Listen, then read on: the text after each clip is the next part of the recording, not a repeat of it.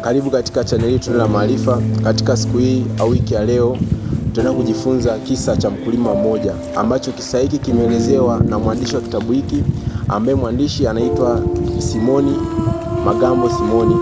Ni kitabu kipya, kimetoka mwaka huu na kimezinduliwa wiki iliyoisha. Na katika kitabu hiki mwandishi ameelezea mambo mbalimbali ya kujifunza katika maisha. Na jina la kitabu ni Heroes Journey the 21st Century, kwamba ni safari ya mashujaa katika karne hii ya 21. Shujaa ni nani? Shujaa ni yule pambania mafanikio yako. Kwa ufupi kitabu kinaelezea hivi. Basi katika kitabu hiki ukurasa wa 11 mwandishi anaelezea thamani yako, au tunasema your value. Kimeandikwa kwa lugha ya Kiingereza ambayo ni lugha ya kimataifa, kama mtu yote anaweza akasoma na akaielewa. Basi mwandishi moja kwa moja ameelezea thamani ya kwako, yani thamani ya kwako ni ipi, ambapo thamani yako ameelezea kupitia kisa kimoja cha mkulima. Kisa hiki ni kisa ambacho kinafahamika sana kwa watu ambao wamesoma pia vitabu mara nyingi. Katika ukurasa wa 11 mwandishi anasemaje? Mwandishi anasema kwamba katika kijiji kimoja kulikuwa na mkulima. Huyu mkulima alikuwa na familia yake, alikuwa na watoto wake, alikuwa na mke wake, lakini pia alikuwa na ardhi na alikuwa na nyumba anayokaa. Lakini siku moja alitembelewa na mkuu wa kijiji ambaye tunasema katika dini tuseme labda anaweza kuwa ni padri au kama mchungaji. Alimtembelea bwana huyu mkulima, na kumtembelea mkulima huyu katika kupiga story, huyu mkuu wa hicho kijiji akamwambia yule mkulima kwamba ukiweza kupata dhahabu ambayo ni size tu ya kidole chako kidogo au kidole chako kidogo nusu yake, ukapata kidabu kama kile, unaweza kuwa tajiri na ukapata mali nyingi sana, ukiachana hizo ulizokuwa nazo. Basi moja kwa moja huyu mkulima baada ya kusikia ile story na kufuatilia kwa yule kiongozi, baada ya kumsimbia moja kwa moja aliamua kumuuliza, je, hii inaweza kupata wapi? Yule mkulima yule kiongozi akamwambia huyu mkulima kwamba ili upate hii dhahabu unatakiwa uende mbali sana ukitafuta. Utakapoenda sehemu ukakuta kuna mto pembeni pale, jaribu kufukua vizuri, tafuta sana, chimba kwenda chini, utakutana na dhahabu hiyo, na baadaye ukishaleta ukaiuza utatengeneza pesa nyingi sana na utakuwa tajiri kuliko hata hizo mali zonazo za mashamba pamoja na. Basi moja kwa moja mkulima aliamua kuaga familia yake, akamwaga mke wake, akamwaga watoto wake, kwa kwenda kutafuta dhahabu. Mwisho wa siku alikuwa tajiri mkubwa sana. Basi moja kwa moja aliamua kuondoka katika nyumba yake. Kwanza akauza nyumba, mke wake na watoto wake aliwaacha kwa majirani wengine. Akasema, naangalizie mke wangu, naangalizie na watoto wangu, nitarudi baada ya muda, mimi naenda kutafuta hii nyumba na hii ardhi, nauza shamba langu, nauza, nikirudi naanza maisha mapya na mali ambayo nilikuwa nimepata. Basi moja kwa moja aliondoka akaenda kutafuta hiyo dhahabu. Hiyo ni story ambayo katika kitabu, kuna story nyingi sana, hiyo ni mojawapo katika kitabu hiki. Basi moja kwa moja aliondoka kweli. Alienda kazunguka sana, miaka mingi, miaka yakaenda, siku zikaenda, akazunguka sana kwenye dhahabu. Alifika sehemu akakata tamaa, akachoka, kuona chochote kile alichokuwa ameagizwa dhahabu akupata. Na mwisho wa siku alipata matatizo, akawa amepotelea kule. Basi turudi upande wa pili, huku nyumbani ambapo aliuza ile nyumba, akauza na ile shamba. Mnunuzi wa ile shamba na ile nyumba alikuwa hajui chochote na yeye kuhusu dhahabu, alikuwa fahamu. Basi siku moja yule bwana aliuziwa shamba na nyumba, akiwa shambani aliokota jiwe linalong'aa sana na akalipenda, lilikuwa na meremeta.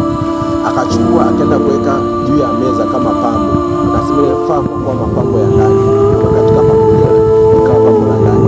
Basi siku moja yule bwana ambaye ni mkuu wa kijiji ambaye alimshauri mkulima kutafuta dhahabu alitembelea tena katika mji ule na akaenda kuuliza, mmiliki hapa yuko wapi?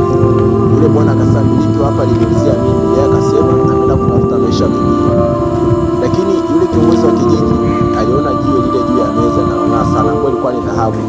Akamuuliza yule anayekaa pale, je, hiki ni nini? Yule alikuwa anakaa pale ni hakujua pale kitu gani. Akasema, hili ni jiwe tu ambalo linang'aa, nimeliokota na nilikuwa nimeweka hapa kama pambo. Basi yule kiongozi wa kijiji akamwambia, hii ni dhahabu, sio jiwe. Hii ni dhahabu ambayo aliyekuwa mmiliki wa shamba ndio ameenda kutafuta, na alikuwa anajua kama shambani kuna dhahabu. Basi moja kwa moja huyu bwana aliweka dhahabu ile juu ya meza, akaenda kumuonesha yule kiongozi dhahabu alipoitoa. Alipoitoa ilikuwa ni shambani ile ambapo shamba liliuzwa. Basi wakagundua kumbe pale katika ile shamba kulikuwa na rasilimali ambazo wakufahamu hapo awali kwa wamiliki wa shamba. Basi moja kwa moja tukaangalie katika kisa hiki tunajifunza nini. Katika kisa hiki ambacho tunaelezana kitabu hiki na mwandishi makini kabisa Simoni Magambo Simoni ambaye ni mwanafunzi wa Yudo, tunajifunza mambo yafuatayo katika story hii. Jambo la kwanza, tunajifunza kutambua thamani yako kama ambavyo ameelezea katika ukurasa wa 11, to know your value, kujua thamani yako. Ukiangalia mkulima alikuwa ameenda kutafuta thamani ambayo hajui kama anayo, na ndio ambacho tunafanya watu wengi leo. Tunaenda kutafuta vitu ambavyo tunavyo, haujui kama thamani yako iko hapo, kwenda kutafuta. Unaenda kwa kitu, unafanya kazi ngumu, unaumia, unavuja jasho, upate kitu chochote. Kumbe thamani ya hiyo kazi unayotafuta, thamani wewe mwenyewe, ambayo thamani ya leo sasa wewe inaweza kuwa ni kipaji chako.